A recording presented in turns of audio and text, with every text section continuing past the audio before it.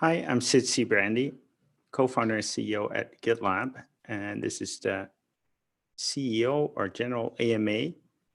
Sherry has the first question. Katie, are you available to read that one? I am, yes.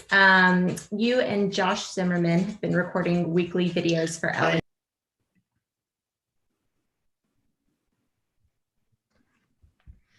Sorry, I had feedback from the video. You and Josh Zimmerman have been recording weekly videos for L&D. Which one have been your favorite so far? Yeah, that's a hard question. I love them all. I love the entire format. Josh does a great job of preparing. He's like about 10 questions. And I feel like every time I'm done, like I've told everything I know about a subject. So I really like it. I wonder what it's very much in the eye of the beholder here. What is good? So I wonder what people have as their favorite ones and which ones can be improved. So feel free to leave that in the chat or speak up. If I have to pick one, I'll pick the managing underperformance. I think that's a super tough subject, and I think we did a good job of diving into that and giving context. Adam, you have the next question. Thanks for that. Yeah, hey Sid, what's your next fun activity that you have planned? Any more flight lessons? Can I expect you to come to the air capital of the world if you're doing more flying? Yeah.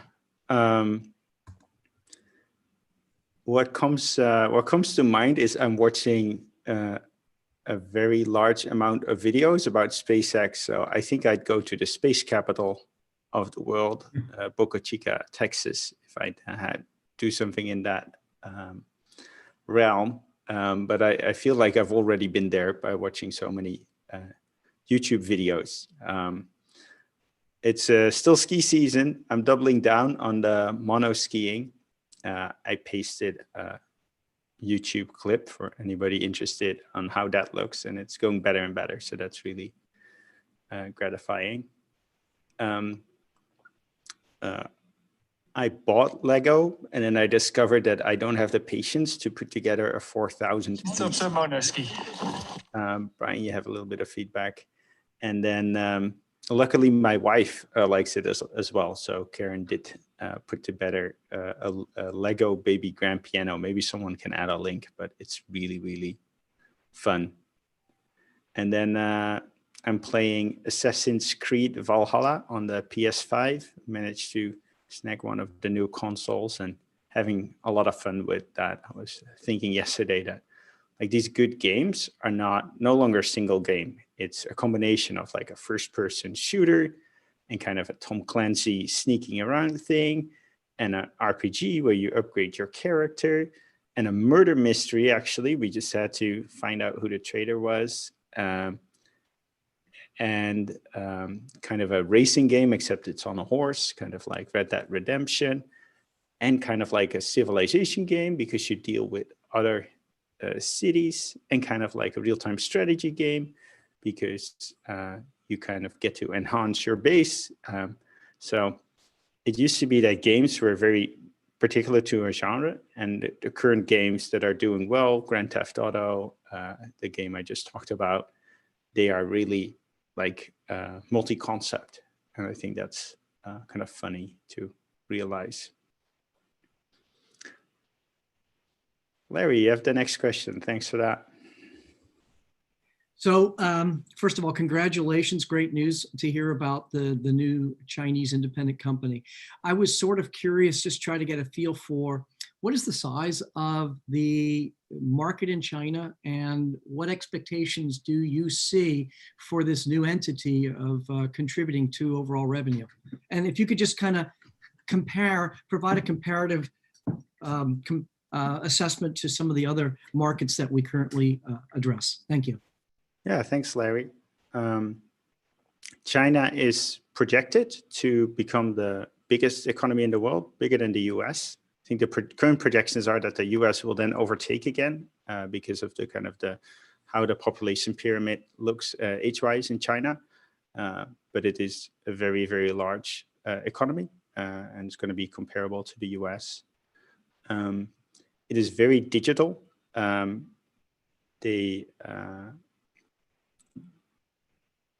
they are kind of enthusiastically embracing things like e-commerce. So lots of people online, lots of online ordering. And if you look at like everything from QR codes became popular there to, oh yeah, I also watch a lot of TikTok in my free time, also coming from China. GitLab is very prevalent in China. It is the most used solution. It's still early for DevOps. So people are starting, source control is common, CI is way less common, and I think CD is even less common. And there's 50 more tools in GitLab, and you can imagine like only the really mainstream ones are heavily used. So it's early in that cycle, and I see a lot of potential for the new company. And I have questions about like how they expect to grow, that they should be addressed to the company. But I appreciate your question. Thank you. Thank you. Lauren. All right. What do you think about content and engineering teams collaborating on a single platform, such as GitLab? And is the static site editor and single file editor part of this? Yeah, great question. I think it's super hard to think through this. On one hand, we are, I think, the only company in the world that have pulled off an up-to-date handbook. And I think kind of having explicit version control really helps. There's a section on our handbook usage page that talks about like why a wiki doesn't scale, because it's hard to kind of separate the writing from the approval. And it's hard to make a change that spans multiple pages. On the other hand, GitLab's kind of oriented towards engineers, and it's harder to use than other solutions. What I'm observing in a few companies I've invested in is that they first tried non-GitLab solutions, that they run out of steam with those, and they end up using GitLab after all. They start with, I'm not going to name any names, but like a popular way to host your site that commonly gets advertised. And then in the end, it's like they do need the version control and they upgrade to GitLab. So there's something there, but we could make it a lot easier. And there's, right now, we don't see a big kind of future revenue stream for that. So it's hard to make that case. But my spidey sense is telling me that we should invest there and make it easy to use. Feel free, do you have ideas? And I don't want to force people to ask a question to give their ideas, but if you have something you want to share, I'd be interested in learning about it. Yeah, I'm very interested, and I think it's super efficient when you have your content team working on the same code that your engineers working on, especially for Jamstack sites. They can get in there and update the copy themselves, and that's way more efficient than asking the engineer, hey, change this word here, add a period. I totally agree. What comes to mind is that like what you want to do in a company is iterate, have small changes. And then if you change something in a company, frequently it affects both your marketing copy and your code. Like if you have a new SKU, like you need to implement the button for the SKU and you need to write about it. So every company is becoming a software company. Everything you change is going to have implications in the software, and it's kind of nice to ship them as an atomic unit so that they can be reviewed in context. And then about the Jamstack, I think Netlify is doing an amazing job with hosting that. And I think we talked about it about 2 months ago, I think, in the CEO channel, but there's a bunch of simple things we can do to make GitLab pages a better option there and to service it better and to kind of make it more usable. And I think those are coming soon. Awesome. Okay, switching to fun. What's your favorite place to ski? Yeah, it's Sugar Bowl in Tahoe, and it's not the biggest resort there, but it is family owned, and it's fun because of the team that runs it. And I always thought that I didn't care too much about like how the people, what the kind of the vibe of the people running the place was, but it ends up I care a lot, and we went to some other resorts there that are not greatly run, and kind of you hear the lifties complaining to each other the whole day, and it annoys me as a business owner. I'm like, this business could be run so much better, and it's my weekend. I don't want to think about how to run the business. At Sugar Bowl, they do an amazing job of running it. And this has been a very tough season with the pandemic. For example, they had to cut last season short. And what they did at Sugar Bowl, they gave you food and drink credit as an apology for cutting the last season short. That is ridiculous, in my opinion. Like, they can't help that they had to cut it short. It was COVID restrictions coming from the government, and they have a super tough season now because they sold fewer tickets. Plus, they had to invest, so they had less money coming in, and they had to invest extra in like automated ticket scanning to reduce the risk to their team members. Like, triple whammy, and they still gave credit to the patrons. And wow, like, it's like in hard times, you find out what a company is made of. And we're really grateful to be able to go there. And recently, Karen and I sent 10 loud boom boxes, like big ones, like JBL $500 waterproof with a big handle, to the resort, because we saw some of their team members kind of standing in the lift line and dancing with small speakers. And there's one thing in life I like is bigger, louder speakers. And those were well received. So we were there 2 weeks ago, and we are easily recognizable if you've seen pictures of our onesie. So we were on the slopes for 10 seconds, and we had the VP of operations approve us, and all the lifties were kind of applauding us. So, and all the ski lifts had loud music now. So it was kind of really cool, and it was great to do something like that. Maybe a more extensive answer than you bargained for, but I love Sugar Bowl. I think that's so awesome. Hey, that's a great story, Sid. I actually, before I get to my question, I want to say my favorite toy is Lego, and I never used any of these things with instructions. So I just encourage you, go buy a whole pile of bricks and just create something, like you created GitLab. But getting back to GitLab, my question is, as you look at our success over these, quite a few years at this point, is there anything that you look back and say, gee, I wish I had done something or other differently, and based on what you've learned so far? This has been a crazy journey. For me, it's a crazy journey. I think what I'm still trying to change is getting the company to recognize that SaaS is important. I feel like we sometimes maybe unconsciously see SaaS as an afterthought.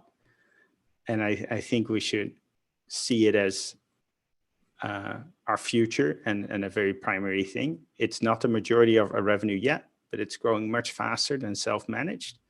It's super crucial, and we have a bigger obligation with SaaS to keep it reliable and speedy and secure. And I don't think we're feeling that in every fiber of the company's body yet. And the recent downtime is really, really a big problem for our customers. And Eric and the rest of the team are responding to that with the urgency it warrants. But for example, we had a release post, and I had to point out, hey, some features are not available on SaaS, even though they're for self-managed. We're SaaS first now. So how can this be? And turned out the answer was, well, they're kind of available, and we didn't mark the icons yet. But I think we're not feeling it in every fiber yet. And I think that's a regret I have of continuing to kind of always be a bit behind the ball there and never really ahead of the curve. I just want to comment. I think that's an interesting answer, because as part of sales here, one of the things that we always talk to customers about is how we use our own tool to first develop the product, and second is the test bed, the largest installation we have. So it's interesting to hear you say that. But I see us. But doing now a lot more. you're referring to like a SaaS service that you expect people to use as a test bed. I think Well, that not. I didn't mean as a sounds test horrible bed. to- I mean, like we put stuff there first, and that's the the biggest installation that there is, right? Yeah, but it's we can't have SaaS customers as the guinea pigs. It's not a test bed. Well, I guess I regret using that word, but sorry. Yeah. But I think that's Yeah. it's this is not about this specific thing, but it's I think an example of how we're not feeling it yet in every fiber of our body that we're a SaaS company. That's me. Hi, Sid. I was just curious. I was just just studying the crypto space. I noticed that a lot of projects use GitLab. So I'm just curious, what's your take on the crypto space? I promise I did not plant any questions. Actually, funny you ask. So in an individual capacity outside of GitLab, I looked at a few up and coming crypto projects, and some of them had named as a goal to kind of democratize or distribute wealth more equally. And I noticed that it's really hard to do that if you have a big pre-mine, because the pre-mine is going to end up in the hands of people who already are able to invest. And even if you do a so-called airdrop, it's going to end up in the hands of people who are able to hold on to that. So the people who have low income are more likely to have to sell and less likely to be able to afford to invest. And I started playing with that idea. And I came up with something that has the working title Global Income Coin. And I'll put that in 8B and I'll check the thing. It's the name of a new crypto coin created by a not-for-profit entity.